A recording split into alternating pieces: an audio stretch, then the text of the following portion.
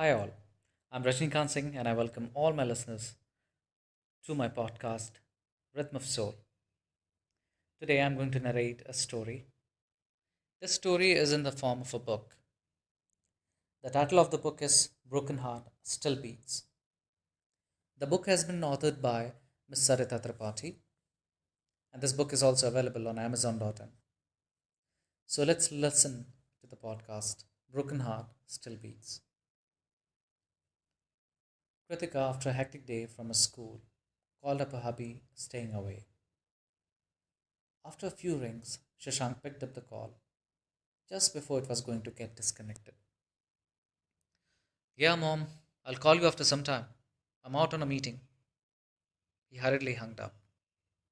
A stream of mixed thoughts kept coming on Kritika's mind. Why on earth Shashank addressed me as his mom? It has been 2 years since the birth of their first child and exactly 2 years, 9 months of their marriage. It was a daily routine that after coming back from work, the first thing she did was calling her love to say how much she missed him. They had decided to live apart in two different states so as to ensure good upbringing of their only kid, Sanskrit, a blend of their names in their home state. It was in the evening that Shashank made a call to her.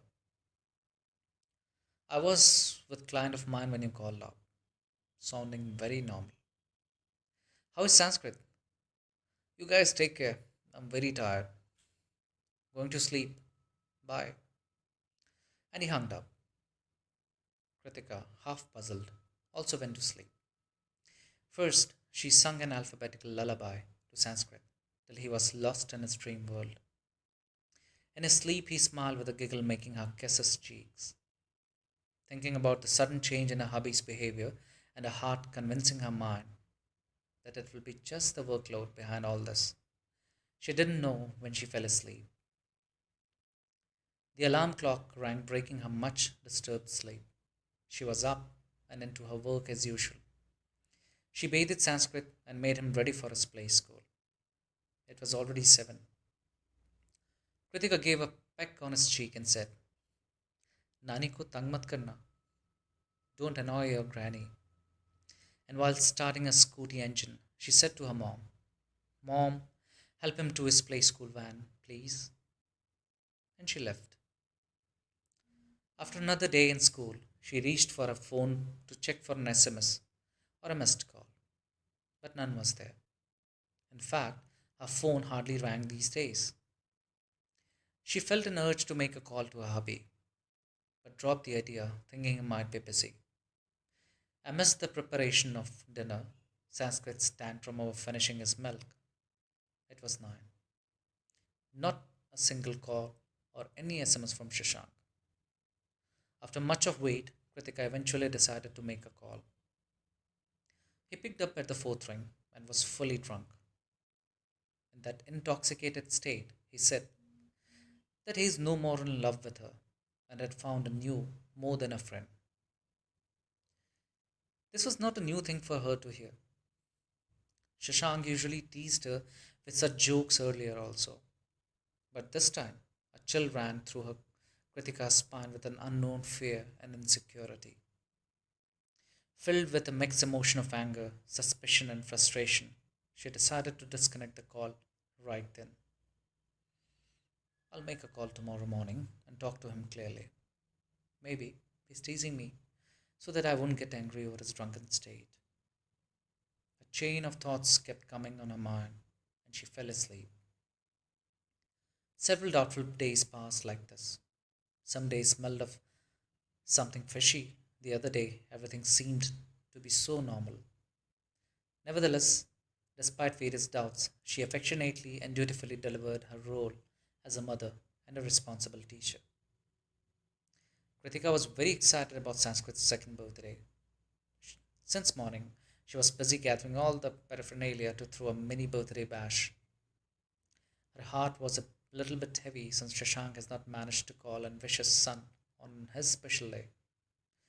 But the desire to bring a smile on the face of a 2-year-old overcame this heaviness. She was tired after the party and more than that broken after his strange behavior for hubby. After much of wait, she made a call. He picked up the call. Hello, what is it? Came the angry voice from the other side. You don't remember Sanskrit's birthday? Spoke Kritika with a lump in her throat. I remember it very clearly. Give the phone to Sanskrit. She silently put the phone on hands free mode and shifted it near Sanskrit's mouth. It's Papa Betu. Say hello to Papa, directed Kritika. Hello, Papa. Happy birthday, said Sanskrit in his baby voice. Since morning, he was saying happy birthday to everyone. Ha, beta, wish you a very happy birthday. Papa loves you a lot. Where's my cake? You have kept one for me? Oh, you forgot your papa.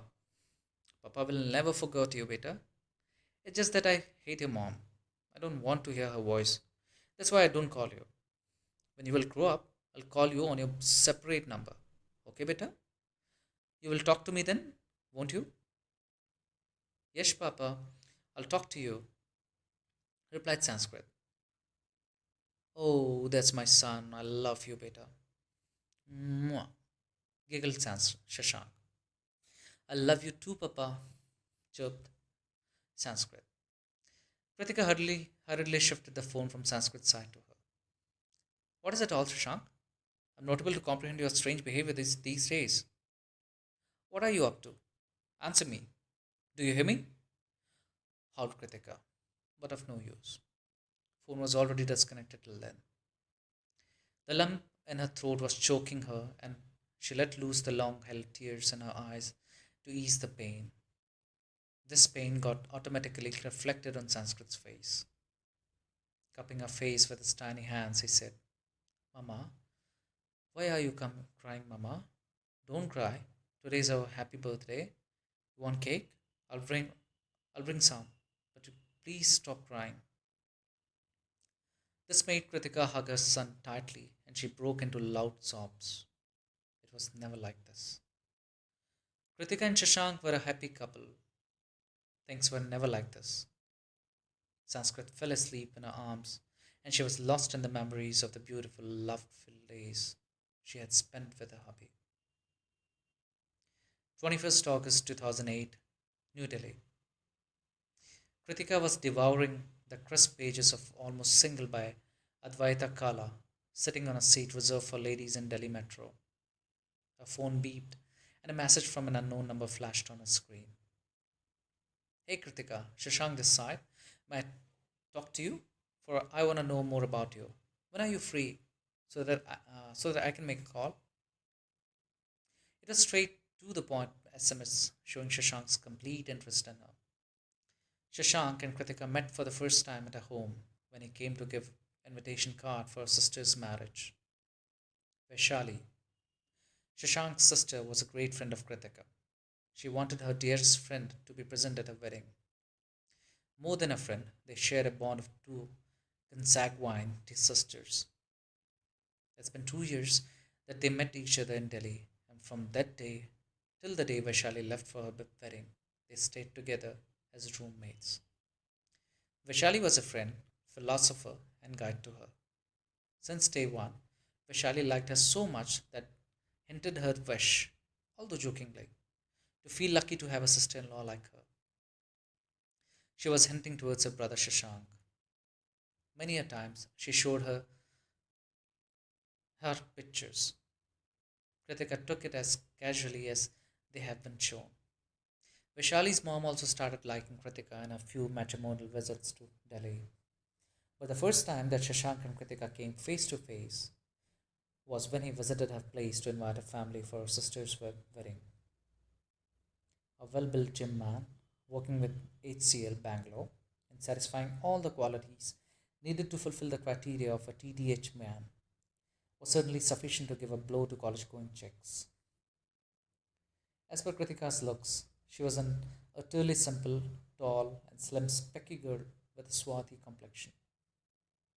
Both of them were at opposite poles as per their outlook. Shashank, a fashion freak, was a perfect contrast of simplicity personified Kritika.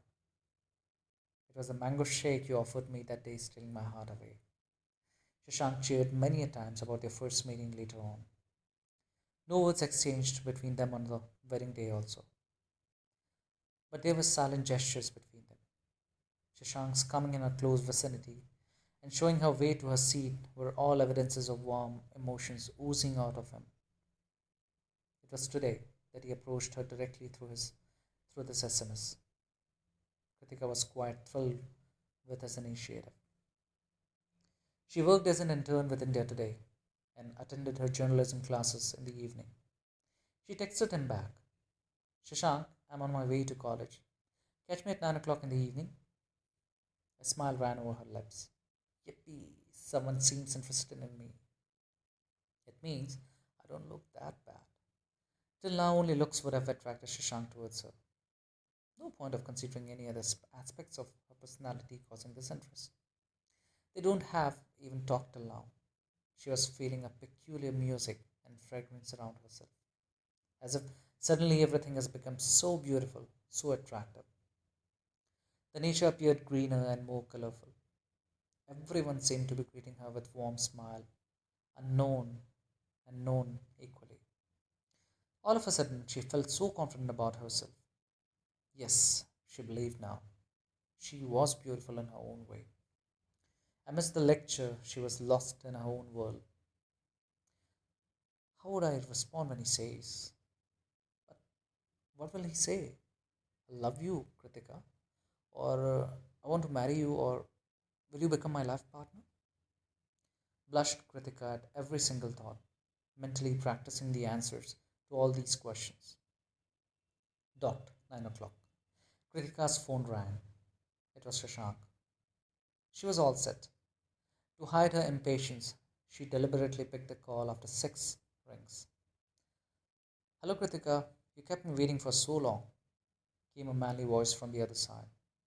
This is going to be the voice that would command me for the rest of my life. And her cheeks blushed all over again. Let me tell you one thing. You're so beautiful. Simply beautiful. The color of your skin, golden brown is the world's best skin color. I wanted my life partner to be of the same complexion. Continued Shashank. A tear of happiness rolled down her cheeks, for she was affirmed by her to be life partner about her complexion, of which she was so apprehensive always. In fact, he liked her because of her skin color only. You please do not put any sort of makeup on our wedding day. You are naturally so beautiful. Smearing those cosmetics would spoil your face. Shashank conversed so casually that it was hard to make out they were talking for the first time. Kritika felt at ease.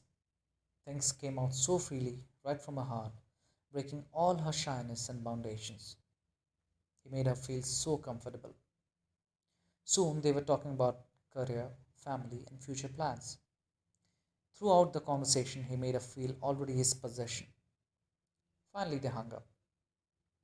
This way, their love kept growing through each day and the nights. They planned meetings and their love grew and flourished in the two metro cities they were currently putting up. Sometimes he visited Delhi, the other times she reciprocated it by visiting him at Bangalore. They made lovely memories of their courtship by capturing moments in camera and sometimes dedicating love notes or novels and gifting each other. It was that day and it was now. The person in her life seemed so estranged. 4th November 2009, Qatar. Vaishali was 4 months pregnant with her first baby. It was a baby girl. She had already started decorating a pink room for the new member. Whenever she visited a mall and her eyes caught hold of a cute baby dress, she made it a point to buy it then and there. Revisiting and rewinding the sonography video was a routine nowadays. After sending Siddhant, her hubby, to office and finishing the daily chores, Vaishali felt a peculiar tiredness in her body today. Since past several days, she was having flu-like symptoms. Siddhant has fixed an appointment with a well-known specialist that evening. Her coughing was exceptionally high today. Brushing aside all the worries about her health, She tried to divert her mind. She was surfing through her honeymoon snaps. Suddenly, a loud cough escaped her throat, and oh, good heavens, what was that? She just coughed out a handful of blood. In a panic, her hands searched for her cell phone. Her distraught hands were so numb that she could not find Siddhant's number in the dial list. She dialed his number manually. Siddhant, I just coughed out blood. Come fast. This is serious. We need to save our baby from this, came a distressed voice, and she broke down. He immediately got up from his office chair and rushed to the parking. It was a 15 minutes drive to his home. Those 15 minutes seemed like ages to Siddhant. He reached home and, without uttering a single word, took Vaishali's hand in his hand and rushed towards the hospital. After umpteen checkups and tests, it was diagnosed that the infection was and had badly affected the lungs. Her lungs have amassed water beyond repair. She was immediately moved to the intensive care unit. There, her echo also signaled towards abnormality. She had a constriction in one of the three main arteries of her heart. The sky came crashing over Siddhant's head. The team planned for removing the water first from the lung and then for a heart surgery. They were successful in pumping out the water from the lungs. The heart surgery was scheduled on the third day. Before it, several biochemical tests were to be performed. It was in the evening next day that a nurse came rushing from Vaishali's unit. She was in panic. Vaishali's kidneys have stopped working. It was then that the doctors came to know that she was afflicted by swine flu. The doctors were witnessing multiple organ failure in her case. Her stone face was pale and blue. She was on a ventilator, motionless, speechless, unconscious for the next 6 days. It was at the midnight of 11th November 2009 that she breathed her last, and so did all her dreams. This was the second loss for Shashank's family. The earlier was when his elder brother met with a road accident. He was the only progeny left after these deaths. The family was shattered. Her father called up Kritika to remain in contact with his mother.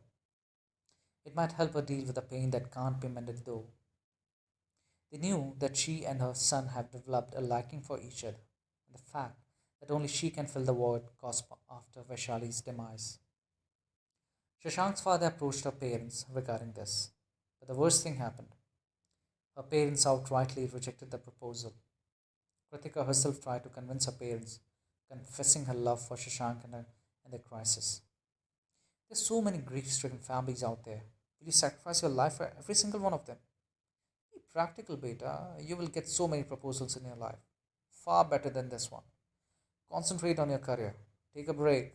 No need to go back to Delhi. Stay with us and start afresh. Mollified her parents. She has been foisted on by mandates of no phone calls, no going out, in short, no social life. More than the distance from Shashank, these restrictions were suffocating her. The biggest crime an Indian girl could ever commit is falling in love, and Kritika has just done that.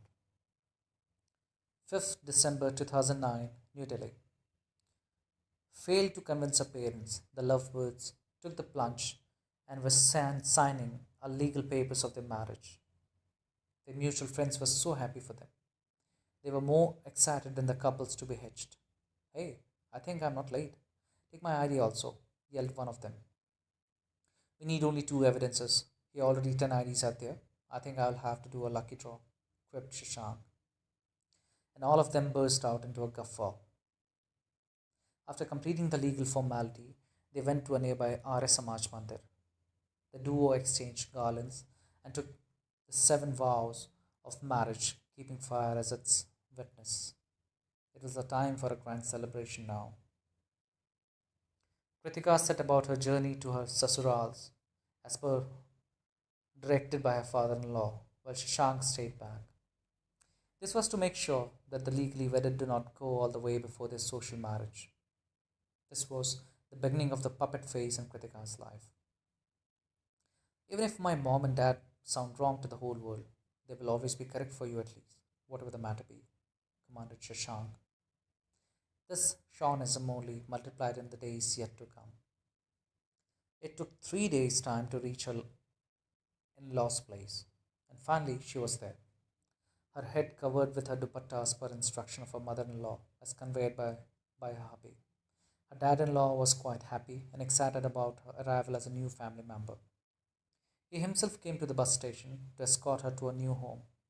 At home was waiting for not all happy mum in law. Every day she heard scuffle between her in laws, the reason of which was her. If you would not have supported this, I can swear my son would not have bought this car like this. Do you have any idea what people are gossiping about us?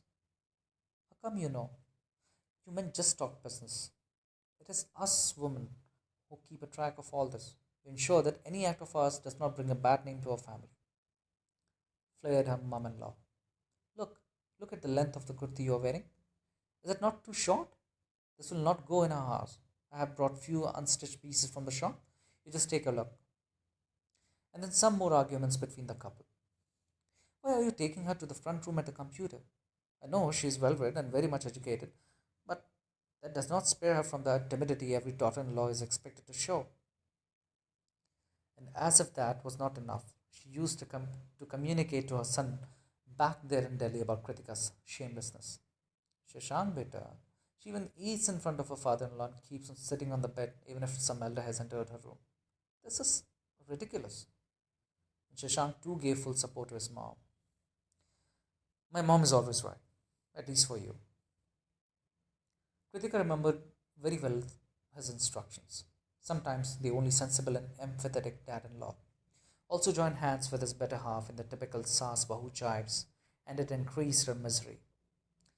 Mr. Singh's daughter-in-law is also educated. When I visit here, she literally lays flat on the floor with her head down in order to touch my feet. And you are in such haste when you touch our feet, pronounced her dad-in-law. It was then, after all such comments, that Kritika now started learning her new way of life. There was a plethora of do's and don'ts, was eat in isolation, keep your head always covered, lie down on the floor to touch the elder's feet, don't show your face to any outsider, etc., etc. She keenly followed all these rules. Her life has been bounded now in the four walls of her room.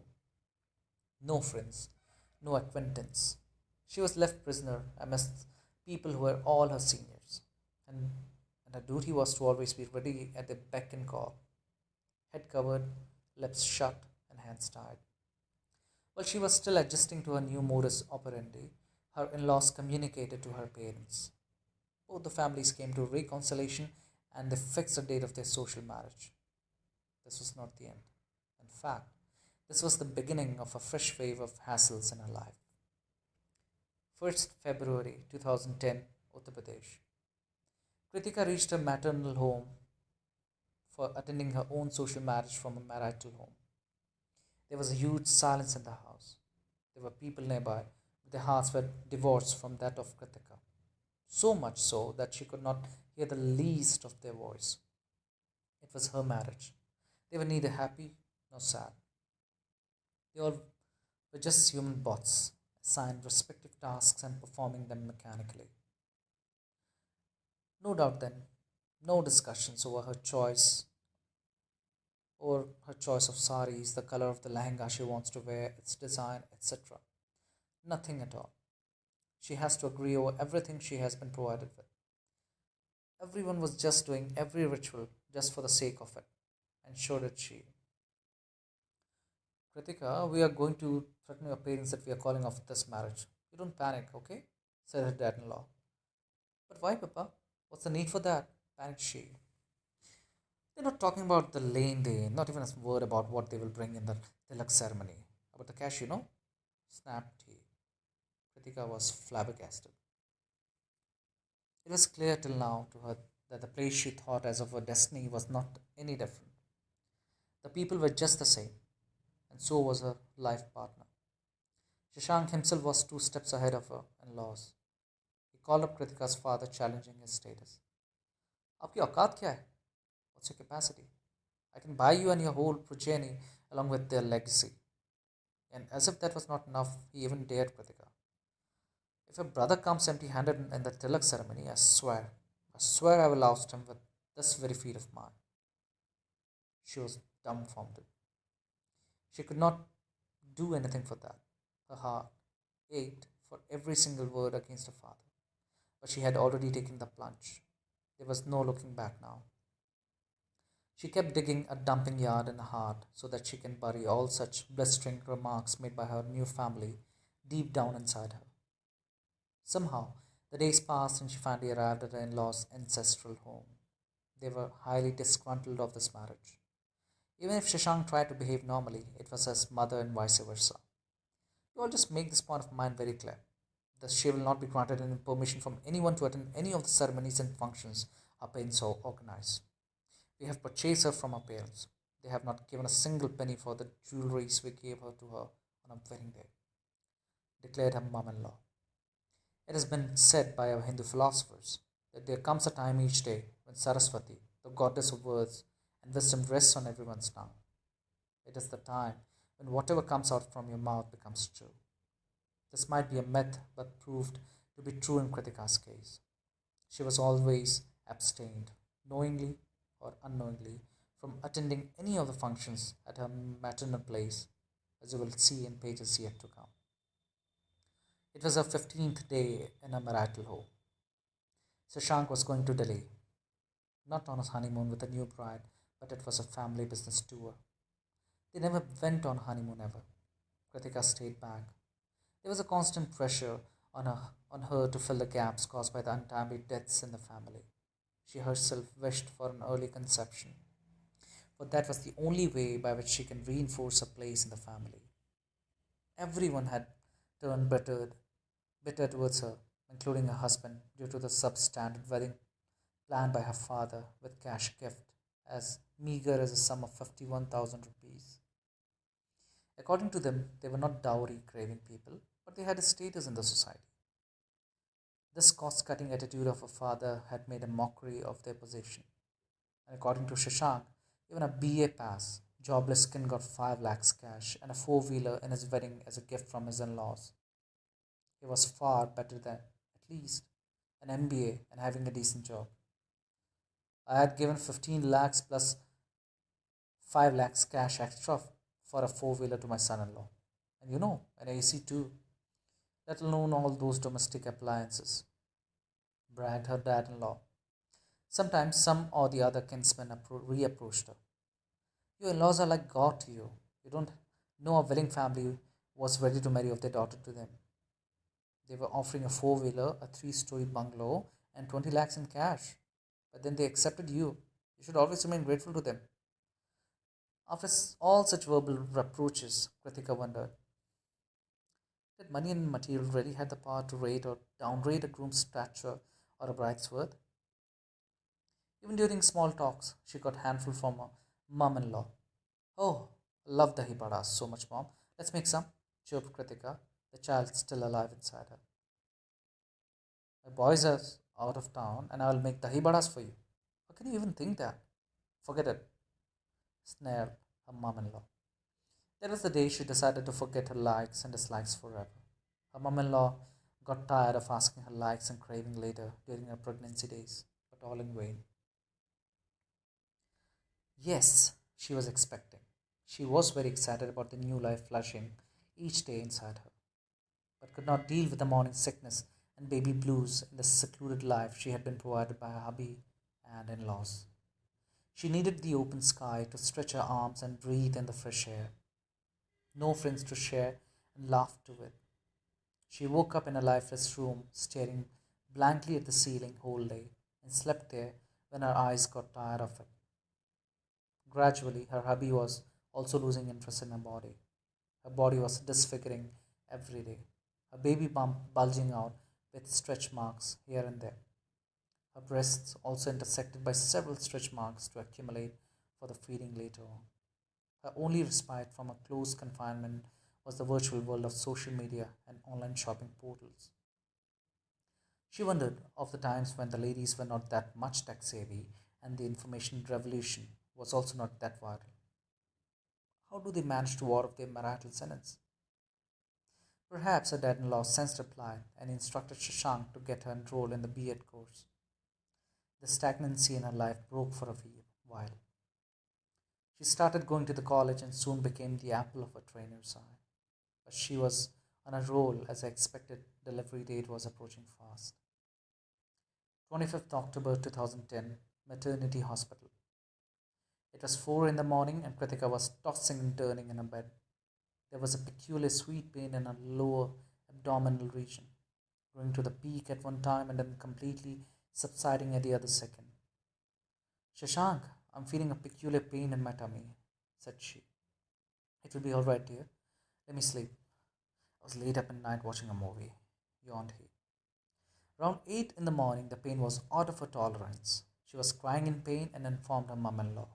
It was a painful wail that Shashank's slumber broke up and they rushed to the hospital. After more than 5 hour long labor, she was blessed with a baby boy. It was a bizarre feeling of unlimited happiness after hours of unlimited pain. Her eyes were thirsty to see the first glimpse of her child. She was brought out from the labor room to the women's ward where her family members and kinsmen were busy cooing and cuddling the newborn. Nobody noticed her entrance in the ward. Only her hubby came to her and sat by her side. He caressed her, arranging the scattered strands of hair all over her face behind her ears. He had never seen her in so much pain. A tear rolled down her eyes. Where were you, Shashank? You don't know how much I long for this love and care all these days, Shashank, sighed Kritika, but did not utter a single word. Finally, a lady pronounced, Hey, somebody please give the baby to his mother also. After all, she has done all the labor. And everyone broke into a loud roar of laughter. Finally, her baby was placed beside her. Kritika was the happiest person on the earth. At that moment, she was exhilarated to see the twinkling eyes of her baby. Oh, he had such small hands and feet. She kissed his tiny nose.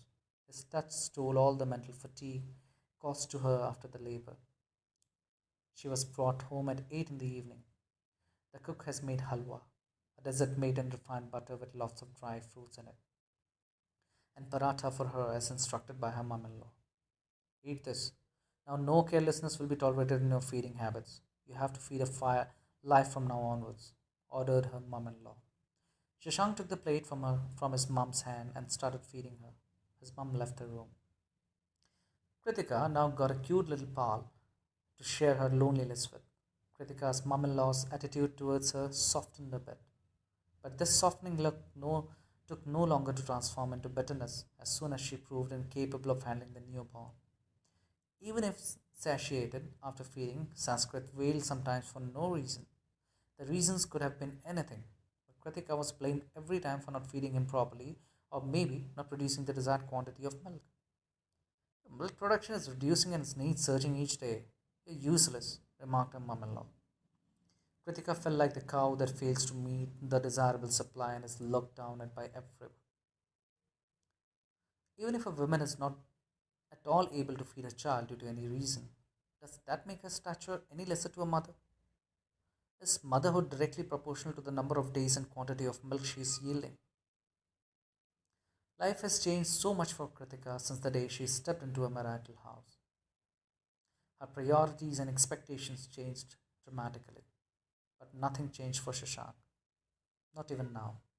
When he became a father, it was she who woke up at night to change the diaper, to feed him, and to relieve him from his nature's call. But still, Shashank felt like being given an undue responsibility, and that too, so early in his life. Although he was living the same careless life, partying with friends, staying out. Just imagine the power vested to a woman to adjust in a life situation where everything is turned upside down, while a man develops suffocation just by the smell of it. While Kritika was busy accommodating herself in the new life setup, her maternal home witnessed celebrations like her only brother's wedding and his reception, and she was denied to attend any of them. Reasons were being her pregnancy sometimes, or the fragility of the newborn to travel or her B.Ed course at the other times. 1st August 2011, Kritika's maternal home. Kritika was pretty excited. After a period of exactly 1.5 years, She was visiting her parents' place. Finally, she reached there. She pretended to be very happy in her marriage, but her parents secretly sensed the lack of chirpiness in her voice. Her tremendous zeal towards even petty things of life was missing somewhere. She has grown a bit temperamental too. Luckily, government announced huge vacancies for trained teachers, and her parents suggested the couple not to miss the chance. Shashank agreed to it, and Kritika saw a ray of hope for leading a more meaningful life. She caught hold of the opportunity. Shashank also affirmed the same, as this was a good decision for the future of their son. Kritika was startled by Sanskrit's call and she came back to the reality. Huh? Yes, beta, she answers hurriedly. Where were you lost, Mama? I call you Mama, Mama, but you were not answering, lisped Sanskrit. Tell me what is the matter, Mama. Mama is listening to you, replied she, caressing her cheeks. I want to pee, said he. Kritika took him to the bathroom and could not stop laughing when he failed aiming his pee to the pothole and came out with his typical pout after being flogged at something. It was her Nirjala Vrata, fast, renouncing food as well as water for 24 hours for the welfare of her son. That day, her phone rang and was displaying Shashank's number. It's been more than 1 month since they had talked. Kritika picked up it unwillingly. Kritika, why don't you believe me? I've, I've been already shared by another woman. I swear on Sanskrit's name. And her name is Devyani Datta. She's a good girl. I'll keep her I'll keep both of you happy. Just try to understand my state of mind, said Shashank, his voice shaking. As soon as these words fell on her ears, the cell phone slipped from her hand. She stood still, dumbfounded as if someone had just pulled off the earth beneath her feet. She was on the terrace to offer puja to the full moon. She felt a compulsive urge to jump off the terrace and finish it then and there. At the next moment, she felt like killing that slut who stole away her man. Her heart was aching with self pity. How could she make such a bad choice for herself? How could she screw up things like this? She somehow controlled herself and came downstairs. She had to be bold. She had to live for Sanskrit in order to give him a decent and dignified life. Till now, she hated Sashank for his behavior. But after his own confession, bereaved of any guilt, she now felt apathy for him. For the opposite of love is not hatred. Hate is nothing but love gone wrong. When you hate someone, it means somewhere in your heart you still expect something from that person which he is not able to fulfill. Hence is your hatred. Opposite of love is apathy, the feeling that you don't even care whether the person is hurting you or not. An entire year rolled by like this, interrupted by few random calls by Shashank, just made to check perhaps whether she was alive or not. Her wedding anniversary was round the corner, and she was very much indifferent about it until her in laws visited her. They filled her with the hope that this happens to countless married couple and can be easily overcome. Men stray away, often, but no sooner they realize its importance, they return to their women. Kritika half heartedly agreed to give a try, but her conscience asking loud, why did this all happen to me at the first place? It never happened to my mum in law, aunties, cousins, and friends. Are they counterparts? Are they counterparts not man? Phew, let's give a final chance to it. Kritika was very hopeless and unconfident about this, though. She was his choice. She had not been forced upon him. She knew everything about her. And now, he himself had a relation outside the wedlock, which clearly indicated he has lost his interest in her. Now she is going to restore the interest. She has lost its spark of her marriage. Shashank must have understood it, that whatever outer beauty she had, that will only fade away with time, and that this is the truth with everyone. Even his newfound love, Devyani, is also not above it. She was all set for her ordeal. She did things which she never did before. She tried to woo the same Shashank with makeup who once disapproved of it. She went for a makeover. She started spying him. She succeeded in extracting Devyani's contact details from his cell phone. The lady duo planned a meeting to exchange their plight. Devyani was a tall, beautiful, fair, and trend conscious girl in her early 20s. They were just at the opposite poles, signaling towards the recent change in Shashank's taste. His fondness of the golden brown skin color has been taken over by creamy white glowing skin. Simplicity has been defeated by sophistication. Kritika, all over again, felt so apprehensive about her looks. Once so confident and proud of her husband's appreciation of her real inner beauty, she felt today totally vanquished. When we appoint someone else as the custodian of our happiness and hand over them all the keys, chances are that they might steal away even our confidence and leave us shattered. The conversation started and they came to an agreement that Devyani should stay out of their marriage in return. Kritika will not disclose anything about her affair to her parents. Shashank turned out to be quite a player. He succeeded in convincing Devyani to continue their illegitimate relation, sometimes by assuring that he will soon divorce Kritika, and the other times by blackmailing her or disclosing their intimate videos. Meanwhile, due to social pressure and stigma of bigamy, he played with Kritika's emotions too. He assured her of bringing his affair to an end, which would be a gradual process and that it can't be culminated abruptly.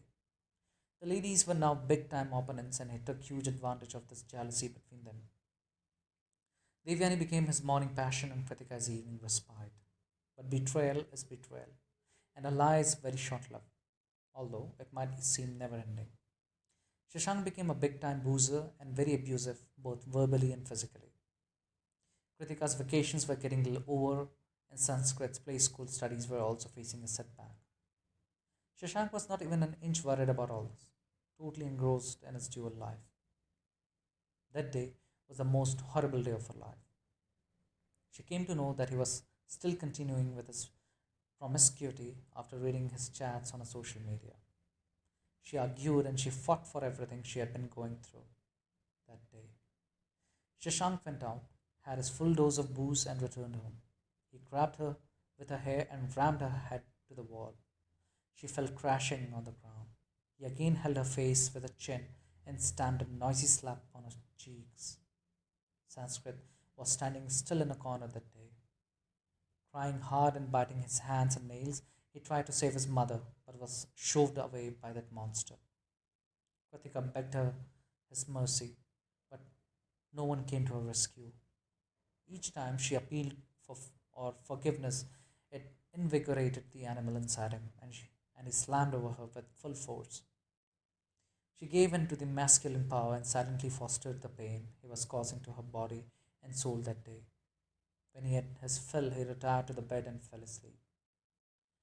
Kritika cried her heart out that day. She cried for the love she felt for him. She cried for the numerous dehydrating fasts she has performed for him. She cried for the hate she has taken from her parents, who disapproved of him in the first place. She cried for her son's fate and his bad luck to have a father like this. But now it was time for Kritika to move on, to love herself before she loved anyone else in this world. She was enough of sulking and self pitying. She wiped all her tears, never to cry again. She took her purse in one hand and Sanskrit's hand in the other, and moved out of the four boundaries of her marital home, never to return back. From today onwards, she decided to live for the needful and her only reason for being alive, Sanskrit. Devyani, though still continuing her relationship with Shashank, had also started to see things to which she had turned a blind eye till now. She and her illegitimate affair has become the hot topic of the tattle tattle in the town. She failed in her graduation examinations that year, though assuring her about their wedding, Shashank has not divorced Kritika yet in the first place. All this and the flying scoop of his atrocities towards Kritika acted as an eye opener for her. She decided to call off the treacherous affair. She started distancing herself from him. She started declining his calls for a day out. She left for her hometown and barred all her contacts with him. Devyani now understood that everyone out there is waiting to use you unless you stop yourself from getting used. She joined a fresh graduation course through correspondence and computer classes to keep herself busy. She also agreed to an amiable marriage proposal made by her parents and got engaged. Meanwhile, Devyani made contact with Kritika. They talked and talked. They wiped all of the complaints and reprimands they had long nurtured against each other. They washed all of their hatred. There's nothing as peaceful in this world as getting rid of long held animosity towards someone. Hating someone is like punishing your own self by nurturing ill thoughts for someone, which is exactly the opposite of human basic nature. Even holding an empty glass for too long makes it heavier than it actually is. Similarly, holding grudges for someone for too long makes it unbearable. They came in harmony with each other and thence in harmony with life. Kritika and Devyani, although different altogether, be it their looks, their attitude towards life, or be it their outlook, went through the same life situation, the OWS, other women syndrome, and they handled it in their own unique way. Devyani, hoping for a new beginning, moved on in her life, while Kritika gathered the broken pieces of her life and geared up for a more meaningful life. Shashank, on the other hand, after much willy nilly, settled for his wife Kritika. He approached Kritika and apologized for all the outrageous behavior he has subjected her to. But now he had to deal with a Kritika who knows her worth and the truth she can do utterly well even without anybody at her side. A note to all husbands out there. The girl whom you brought home today is as careless as you are. She is the spoiled princess of her parents' kingdom. She too loves lazing around sometimes. Most of the time, the girl you bring home is younger than you. How could you expect her to become your mother just in a day and shoulder the whole responsibility of your home? You can fight with your parents for your needs, but why this shame while taking your wife's side? Shashank would have been happier if he showed his guts by taking his wife's side, rather than by showing his manhood by creating an affair outside the wedlock. Nobody is perfect and born foolproof in this world, and your parents are no exception either. Don't portray them as gods in front of your wife while you yourself deny that. Your wife is wise enough to pay due respect to all elders at your home. While you still continue to be the spoiled brat, your counterpart is expected to perform pujas, fasts, avoid going outside on a well, hold back her laughter, and desist to show up in front of everyone or anyone. And during this personality transformation from a chirpy young free bird with whom you fell in love with to a speechless showpiece if she loses her charm, you are all set for a new affair. First, know your own self, dude. What do you want? Else you would snatch away the smiles of countless flowers and transform them, their beautiful world, into a dusty bowl. Remember, falling in love is easy, but remaining in love with the same person is a heart not to crack.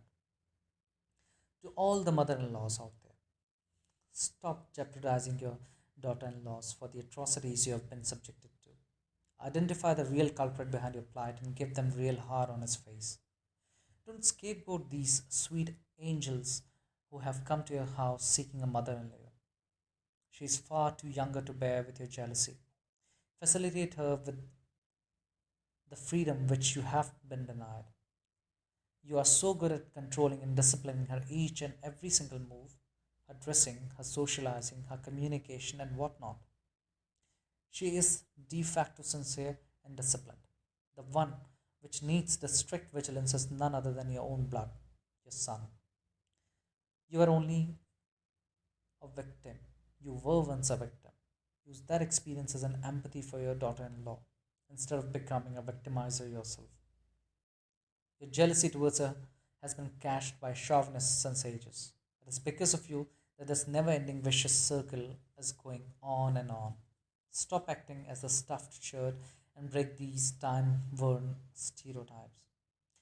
To all the daughter in laws out there, know your own worth first before finding a person worthy of taking care of your worth. Love yourself before you do someone else. The lower you keep your face value, the more you will be oppressed. There's no such greatness in playing victim at all the atrocities you have been subjected to, like you have been fed with since ages. Will you wait till eternity to know your caliber, or do you always need a punch in your face, an acid attack, or adultery to act as a wake up call for you? Grab every mogul by his collar that is dragging you to the abyss in this free world. Stretch your arms. Breathe. Yes, you are free. You have merit to share this freedom and multiply it to umpteen times. Stop falling prey to the notion that your life ends once you are married.